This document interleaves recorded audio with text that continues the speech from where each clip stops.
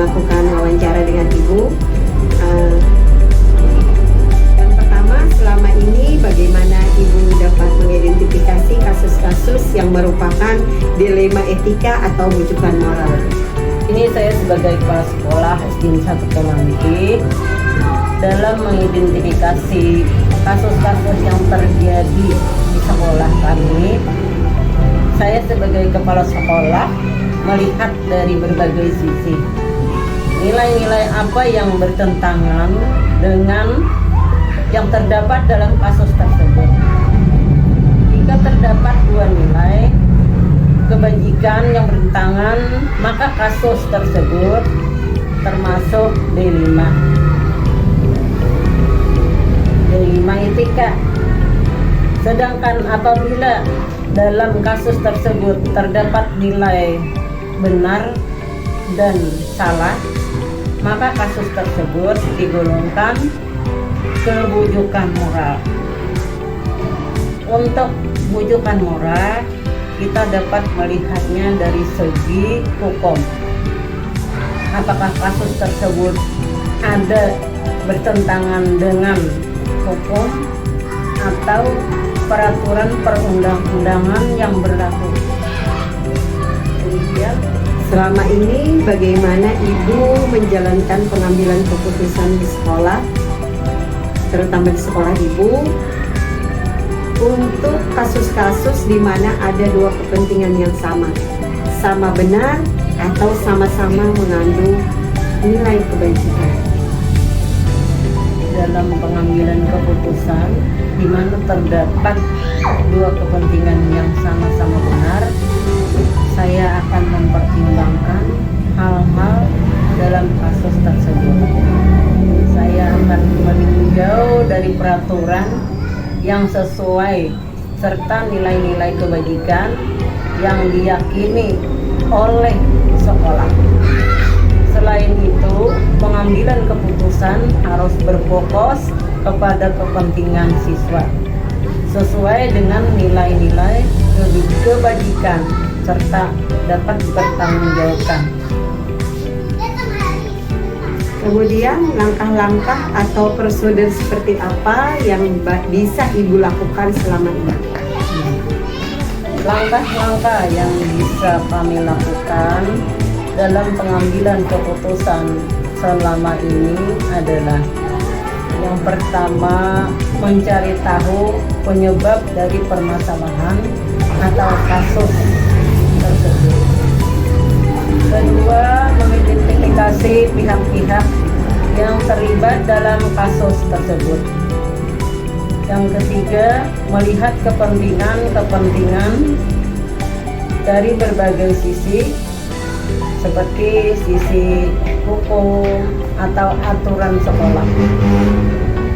Yang keempat, mengidentifikasi berbagai sisi, yaitu tadi sisi hukum atau sisi sekolah. Yang kelima,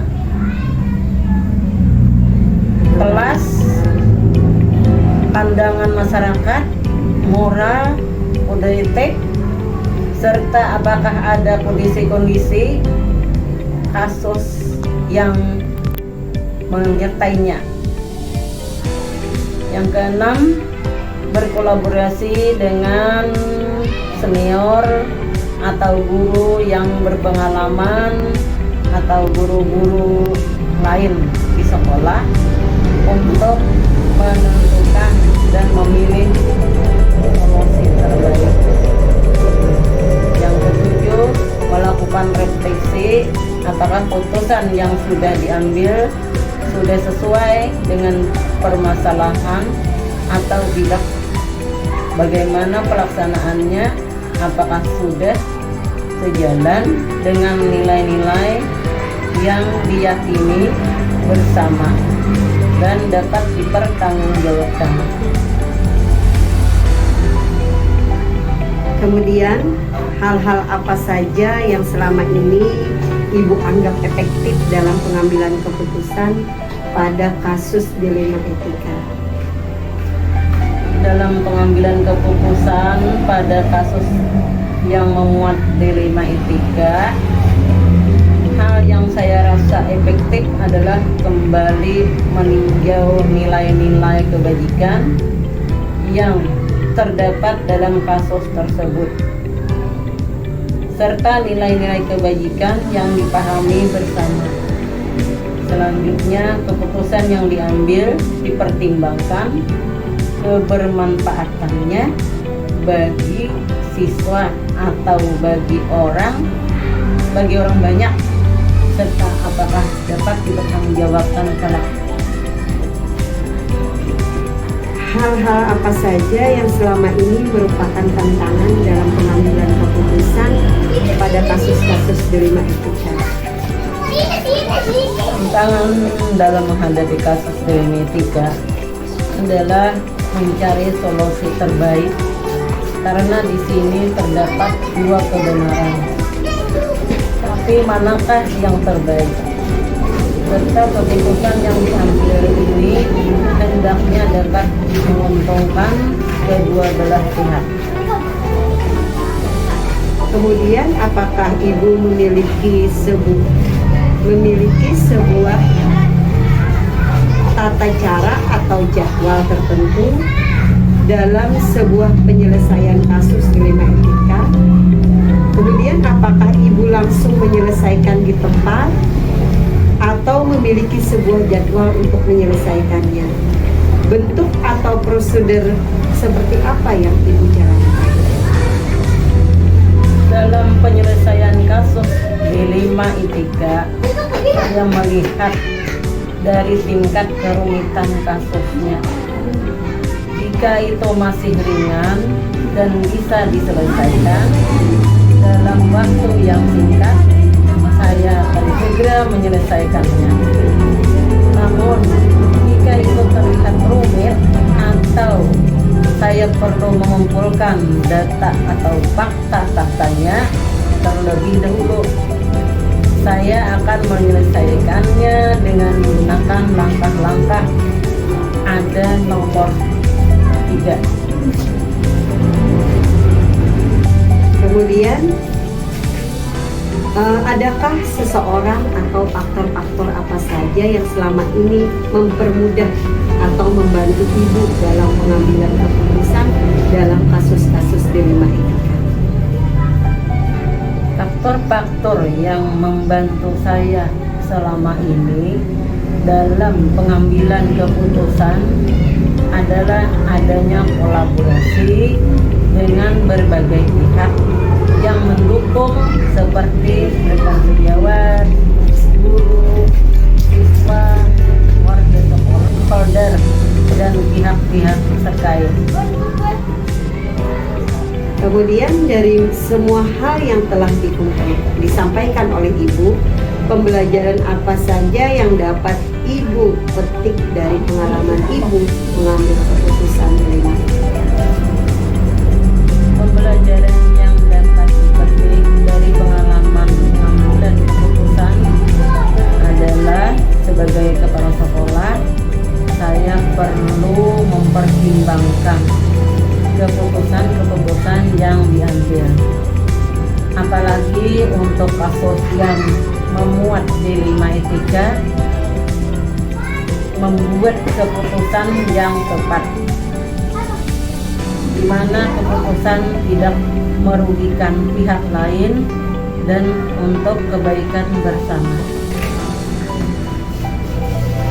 Demikian tadi wawancara saya. Terima kasih atas jawaban ibu tentang bagaimana pengambilan keputusan berdasarkan nilai-nilai kebajikan dalam kepemimpinan. Saya selaku pribadi mengucapkan terima kasih, dan saya akhiri dengan wassalamualaikum warahmatullahi wabarakatuh. Assalamualaikum warahmatullahi wabarakatuh. Perkenalkan, saya Rosmiati, SPD SD CGP Angkatan 10 Kabupaten Hulu Sungai Tengah, dengan fasilitator Bapak Edi Sucipto SPD dan pengajar praktek Ibu Siti Aisyah SPD. Hari ini saya akan melakukan wawancara dengan Bapak Ahmad Yusuf SPD, Kepala Sekolah SDN 1 Pajupungan, Kabupaten. Assalamualaikum Pak. Salam Bu. Hari ini saya akan melakukan wawancara dengan Bapak terkait pengambilan keputusan dari selama ini bagaimana Bapak dapat mengidentifikasi kasus-kasus yang merupakan dilema etika atau hubungan moral? Selama ini Bu, ya, ini sesuatu itu dikatakan hubungan moral jika ada dua hal, yang satu benar dan yang salah satunya menurut hukum, dan jika keduanya benar maka hal itu dikatakan sebuah etika. Kemudian selama ini bagaimana Bapak dapat menjalankan pengambilan keputusan di dalam sekolah Bapak, terutama untuk kasus-kasus di mana ada dua kepentingan yang benar sama-sama atau sama-sama benar keduanya atau mengandung nilai kebaikan, sama-sama mengandung nilai kebaikan. Sebelum mengambil keputusan, tentunya saya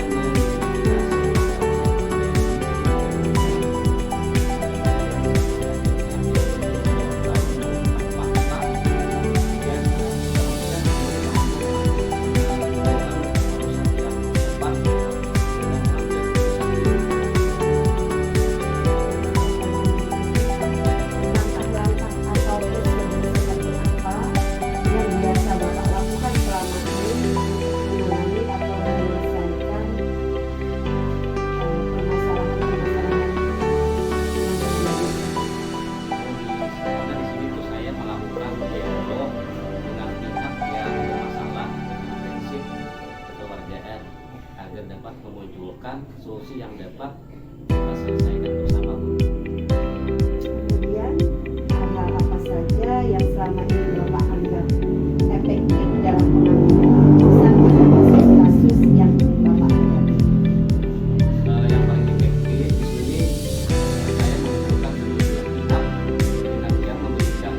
secara komprehensif. Kemudian kita Hal-hal apa saja yang selama ini yang merupakan tantangan bagi Bapak dalam pengambilan keputusan pada kasus-kasus dilema etika? selama saya menjadi kepala sekolah di satu Betopongan, tantangan yang saya hadapi dalam pengambilan keputusan ini adalah bagaimana cara mencari solusi yang tepat, yang terbaik bagi semua pihak dengan resiko seminimal mungkin. Tentunya hal itu membutuhkan dukungan yang positif dari semua pihak yang terkait. Kemudian Pak, apakah Bapak memiliki sebuah tata cara atau jadwal tertentu dalam sebuah penyelesaian kasus dilema etika, ataukah Bapak langsung menyelesaikan di tempat kemudian Perkenalkan, saya Resmiati, SPDSD, CGP Angkatan 10, Kabupaten Hulu Sungai Tengah, dengan fasilitator Bapak Edi Sucipto MPD dan pengajar praktek Ibu Siti Aisyah SPD. Hari ini saya akan melakukan wawancara dengan Bapak Ahmad Yusuf SPD, Dengan tidak menentukan Kepala Sekolah SDN 1 Pajupungan, Kabupaten. Kemudian Pak, adakah seseorang atau faktor-faktor apa yang selama ini mempermudah atau membantu Bapak dalam pengambilan keputusan dalam kasus-kasus dilema etika tersebut? Setiap permasalahan yang ada selalu saya bermusyawarah dengan pihak komite, dibanding guru, dan kalau perlu ketua DPD bisa juga Bu, bisa. Juga bisa berkonsultasi dengan pengawas sekolah dan meminta saran yang masukan yang baik untuk menyelesaikan masalah ini. Kemudian pertanyaan terakhir Pak, dari semua hal yang telah disampaikan oleh Bapak tadi, pembelajaran apa yang dapat Bapak petik dari pengalaman Bapak mengambil keputusan tersebut? Sebagai pimpinan di sekolah, dalam pengambilan keputusan apapun harus berdasarkan kesepakatan yang dihasilkan dari musyawarah mufakat serta membiasakan diri untuk bertanggung jawab atas setiap keputusan yang telah kita sepakati bersama, Bu. Terima kasih Pak atas berbagi pengalaman dalam wawancara hari ini.